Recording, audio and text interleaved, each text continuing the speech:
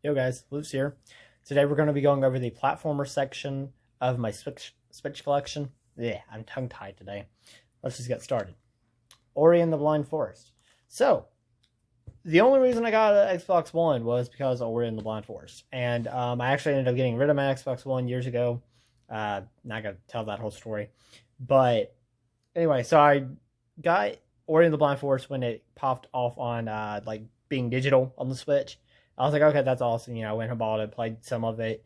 I started playing it on my Switch Lite, which didn't offer the best experience for me because it was, a smaller screen and it just wasn't working for me.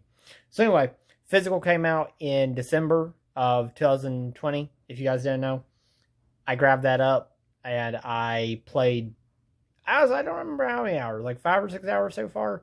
It's something I want to return to very soon. It's just, with all the other games and life and everything, I just haven't had the time. But oh my goodness, I'm so happy you got a physical. And with that, we have Ori and the Will-O-Wisp. Have not touched this yet because I want to finish Ori and the Blind Forest first, obviously. But anyway, moving on. Donkey Kong Country Tropical Freeze. So I don't believe the Donkey Kong Country series is as good as what it was when Rare was making it back in the SNES days. But I do believe it's still a very awesome series, and I'm very happy that the Tropical Freeze did come to the Switch. Although I already played through the entire game on the Wii U, so I haven't really played a whole lot of the Switch version yet. I just got this in December, actually. I wasn't really willing to put the $50 to $60 into it to get it on the Switch, but I got it as a Christmas gift, so that was very okay. Moving on. Spyro Reignited Trilogy, one of my favorite series ever. All three games are fantastic, especially the first one though. The first one was my favorite. I've played it so many times I can't even tell you how many. Getting 120% each time. I don't ever stop until I get to that. I just love the games so much. They're childhood memories, but even disregarding the childhood memories, it's just a beautiful game, in my opinion. All the different worlds you explore, it's just so peaceful, and just going around collecting the gems and everything and the dragons it's just a fun time. That is obviously the first game. The second and third game have a little bit of, there's different stuff to collect, like the dragon eggs in the third game, for instance, and like the gems in the second one. But I do love those both too. It's just the first one was always my favorite. Riptor's Rage was kind of my least favorite out of this trio. I don't really know why, but for some reason it just wasn't on point for me. Year of the Dragon, I really did enjoy Year of the Dragon. I don't really know. I kind of enjoyed playing as different characters, like Sheila the Kangaroo, and then there were the bird, and you had Sparks levels, and those were fun, but it was just, yeah. Moving on. New Super Lucky's Tale. Awesome little platformer, kind of simple, but I really do enjoy it. I think it's a lot of fun. I think it was another one I was happy that came to the Switch, because again, it was an Xbox One exclusive for a while, and I didn't want to get an Xbox One just for it, which I didn't have an Xbox One when it came out, so I never got to play it. But then it came to Switch, I was like, oh, this is awesome. I have to get it. And so far, yeah, pretty awesome. Kind of easy, but still a challenge too. The End is Nigh. This is one of the, I can't remember how long after the Switch's release or launch that this came out, but it was pretty early on. So and this is how I personally felt. When the Switch launched, you had a limited, which I get that this is every console. I'm not just saying because of the Switch. But there's like so many games out for the system, so you have to kind of pick and choose what you get, or what really interests you. The End is Nigh kind of interested me, but at the same time, I was like, I just want something fun to play. I want something new to play on it. So, picked it up. It's very difficult. You have to expect to die a lot, which you do. I did. I didn't get very far in it. It's a lot of jumping, platforming. It's fun, but difficult. Kirby Star Allies, super easy Kirby game in my opinion. Fun Kirby game, easy to go through, and that's debatable with every Kirby game. They can all be easy to go through, and you can just glide right on through. But I think it's interesting that you have allies, that you can have up to 3 allies with Kirby, and it just makes the game all around more enjoyable. Now, I did end up playing some of it with my nephew and had a good time with that. He had a good time too, and it was a fun time with both of us playing. De Blob.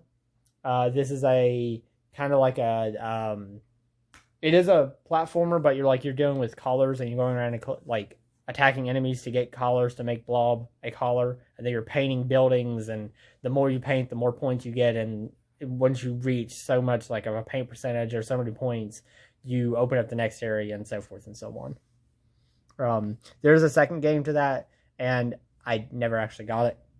Something I want to do one day, but Ukulele. So unlike a lot of people, I actually really enjoyed this game. I thought it was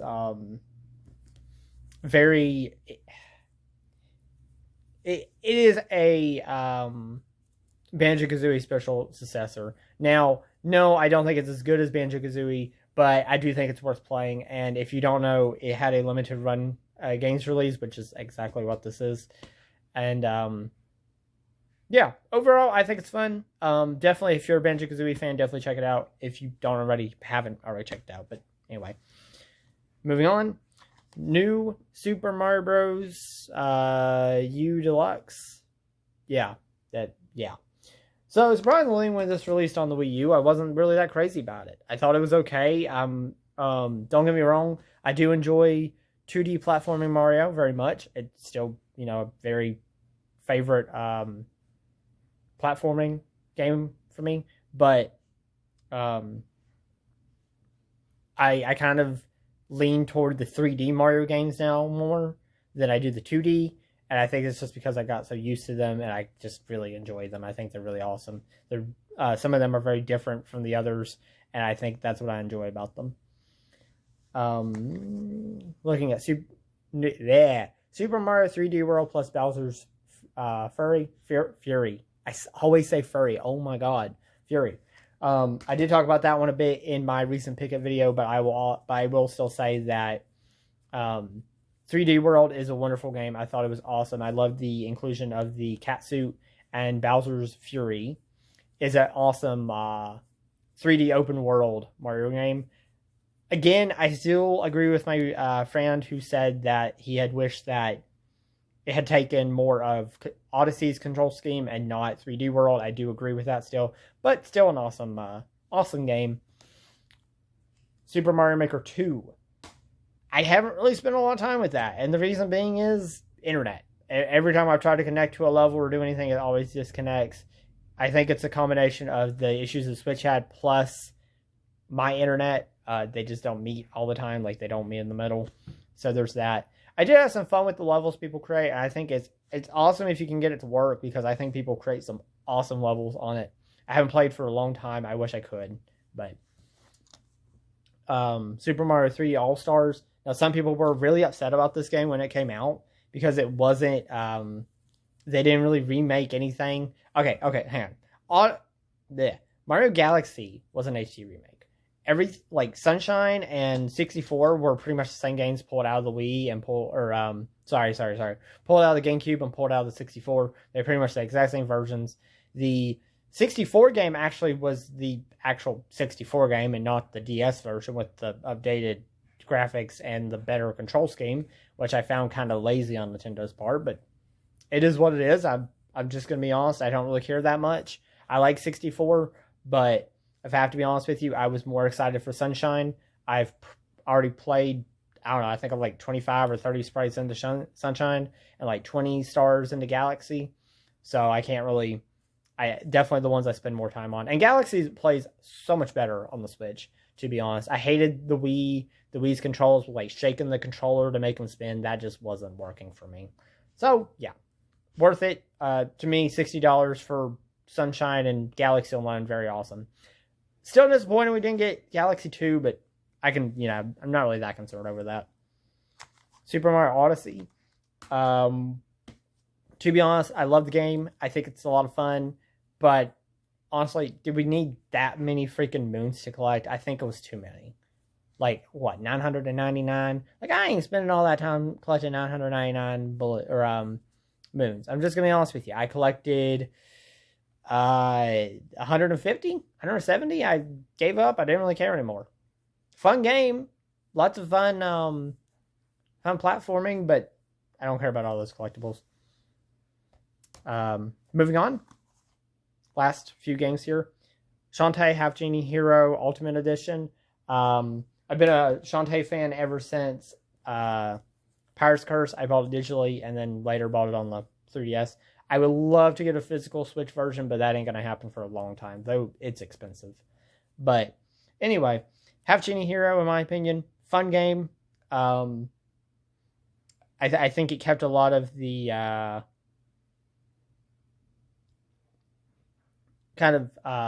it had a lot of challenge to it, in my opinion. Not so much that you couldn't play it, but enough challenge to where you felt like you were having fun. Moving on, Shantae and the 7 Sirens. I haven't really played enough of this one. I did get the big version of it, the collector's edition or whatever the heck it was, the deluxe. I don't really remember at the moment. But anyway, I've only put maybe like 30 minutes into that one. I can't really say too much. A friend of mine actually, he had said that he enjoyed it as much. He thought it kind of stripped away some of the things that made Shantae so much fun. I can't really vouch for that, for anything that he said on that, because I haven't played enough of it to say myself. I'm only like 30 minutes in or so. I personally am kind of enjoying it, but at the same time, I'm having issues finding exactly what they want me to find. I think some of the stuff it's not so straightforward. It's not, hey, this is here, go here and do this. And like, while that's okay, and I like exploration, it's to the point that I was like, I have no idea. Like, there's no sense of direction, and it's kind of just getting on my nerves. So, moving on, and the last game is Hat in Time. Haven't played enough of this. I'm only on the first area.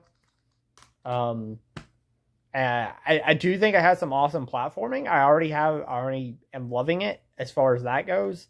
Like, I think it fits right in home with like just Mario games, to be honest. I get that same feeling. I get that same fun vibe from it. Colorful kind of levels and such. Again, I haven't really played enough to really give like a very big proper opinion on it, but that's kind of what my impressions are at the moment. So anyway, I hope you guys did enjoy. Sorry this video was sorry there are some games I didn't really say a whole lot on. I just don't really have a valid opinion on them yet.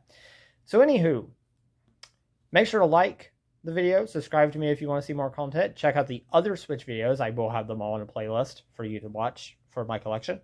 And if you have played any of these games, or if you have any recommendations, physicals, please drop them below in a comment, and I will see y'all later. Peace out.